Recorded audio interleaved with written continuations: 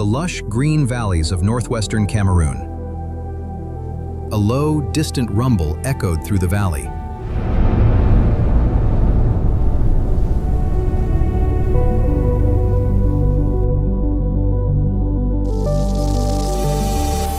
August 21st, 1986. The lush green valleys of northwestern Cameroon. It was a perfectly ordinary Thursday evening. Farmers had returned from their fields, families were cooking dinner over open fires, and by 9 p.m., the villages surrounding Lake Nyos were fast asleep. There were no sirens, no alarms, no sounds of war, just the gentle rustle of the wind. But sometime around 9:30 p.m., a low, distant rumble echoed through the valley.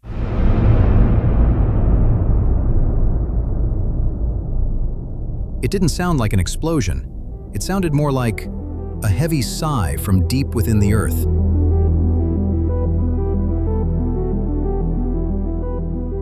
The next morning, a local farmer named Ephraim Che woke up in his mud brick house on a cliff overlooking the valley. Immediately, he noticed something was terribly wrong. It was morning, but there was no sound. No roosters crowing, no birds singing, not even the buzzing of flies. Absolute, unnatural silence.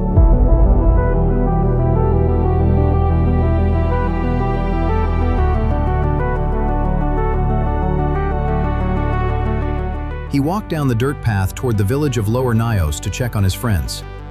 What he found there defied every law of logic and nature. The village was a graveyard. Bodies of men, women, and children were scattered everywhere. Some were in their beds, others had collapsed mid-stride on the dirt roads. Over 3,000 cattle, wild baboons, birds, and even the insects lay dead on the ground. But here was the terrifying part. There was not a single drop of blood. No buildings were collapsed, no trees were uprooted.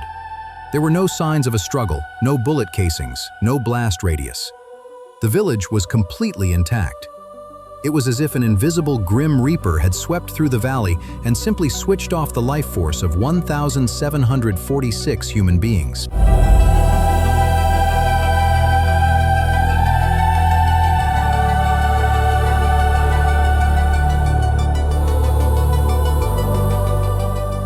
Welcome to TimeCraft. Today, we are opening one of the most chilling scientific cold cases in human history.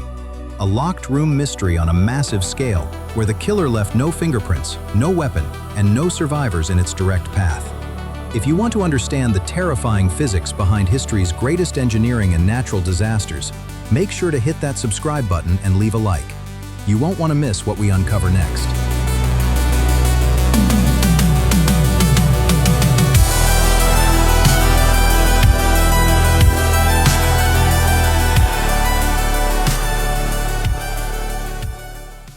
News of the massacre spread globally. Within days, international teams of scientists, pathologists, and military experts descended upon the ghost town. Panic was spreading. The locals believed a dark spirit had risen from the lake. The media speculated it was a top-secret biological weapon test or a covert chemical attack. The scientists had to act fast. They started treating the valley like a giant crime scene, but every test they ran only deepened the mystery. Hypothesis 1. The water was poisoned. False. The investigators found surviving animals and humans who had actually drunk from the lake that morning, and they were perfectly fine. Hypothesis 2. A volcanic eruption releasing deadly radiation or extreme heat. False again. Geiger counters showed zero radiation. There was no volcanic ash, and autopsies showed no heat burns on the victims' lungs. They had simply suffocated from a severe lack of oxygen. But then, the investigators started noticing bizarre, highly specific anomalies. The clues didn't make sense. Clue number 1. Inside the huts, oil lamps and wood fires had mysteriously gone out, but electric flashlights left on by the victims were still shining brightly. Clue number 2. In houses with bunk beds, the people sleeping on the bottom bunks were dead, but the people sleeping on the top bunks had survived. Whatever killed these people didn't drop from the sky. It crawled along the floor. And then, the scientists looked toward the center of the valley, Lake Nyos. Normally, this lake was a crystal clear, vibrant blue, but now it looked like a massive pool of dark, rusted blood. Furthermore, the water level had mysteriously dropped by over a meter, and the trees surrounding the lake were violently flattened, pointing outward. The killer wasn't a biological weapon, it wasn't a person, and it wasn't a curse. The killer was the lake itself. But how does a body of water commit mass murder without drowning a single person?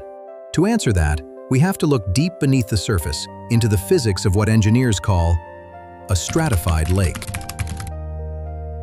To understand the killer, the scientists had to look at the geology of the region. Lake Nyos sits directly above a dormant volcanic crater.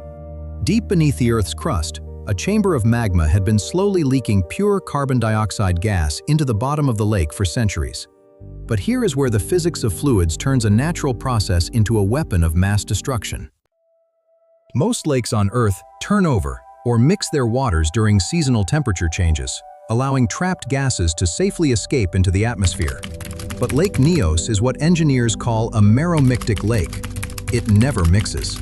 It is surrounded by high cliffs that block the wind, and the warm surface water acts like a heavy concrete lid, sealing the cold, dense water at the bottom.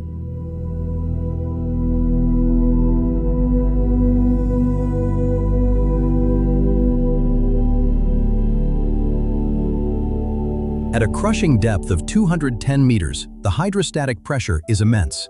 This immense pressure forced millions of tons of carbon dioxide to dissolve completely into the water, making it invisible. It's exactly like a sealed bottle of sparkling water. As long as the cap is on, the pressure keeps the gas trapped in the liquid. The bottom of Lake Nyos was a pressurized, invisible bomb, holding over 1.2 cubic kilometers of dissolved gas. And on the night of August 21st, 1986, the cap came off.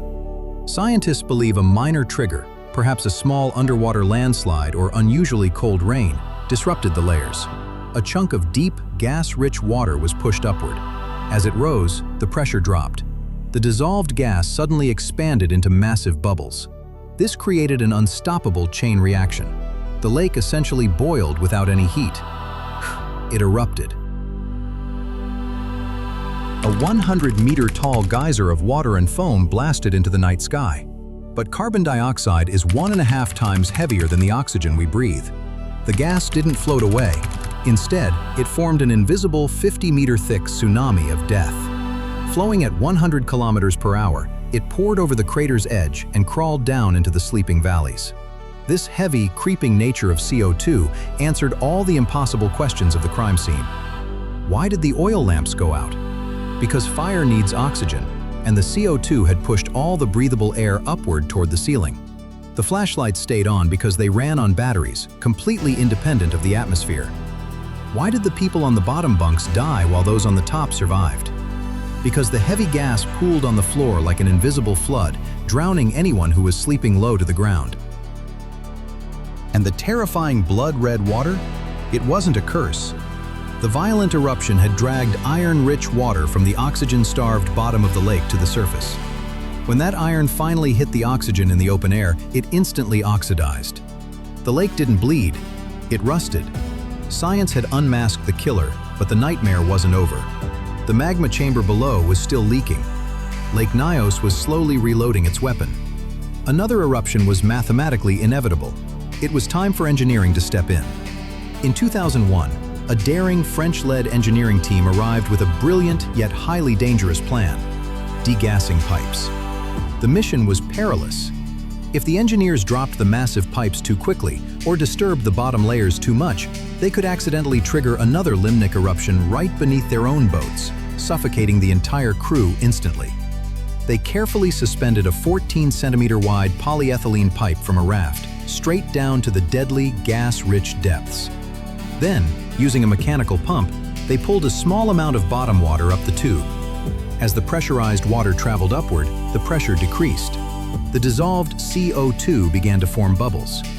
These bubbles made the water column inside the pipe extremely buoyant and light. This created a massive vacuum effect. The lighter water rushed upward at terrifying speeds, violently sucking more gas-rich water into the bottom of the pipe. The engineers turned the mechanical pump off. They didn't need it anymore. The expanding gas was now powering the system entirely on its own. The result was a permanent, self-sustaining 50-meter geyser. They had used the monster's own deadly energy to bleed it dry, safely venting the carbon dioxide high into the atmosphere where it could disperse harmlessly. Today, multiple degassing pipes operate continuously at Lake Nyos, keeping the demon in the depths fast asleep. The tragedy of 1986 showed us how silently and effortlessly nature can erase human life. But the towering geysers that stand there today prove something equally powerful. With a precise understanding of physics and fearless engineering, no disaster is entirely unstoppable. Thank you for exploring the dark corners of science with TimeCraft. If you were fascinated by the invisible physics of Lake Nyos, hit that subscribe button and leave a like. Let us know in the comments, what other massive engineering mysteries should we decode next? Next time on TimeCraft, we open the vault on another forgotten file, where the unforgiving laws of physics and human engineering collide in the most terrifying ways. Another impossible disaster. Another brilliant solution. You won't want to miss what we uncover next. Stay curious and never underestimate the power of science.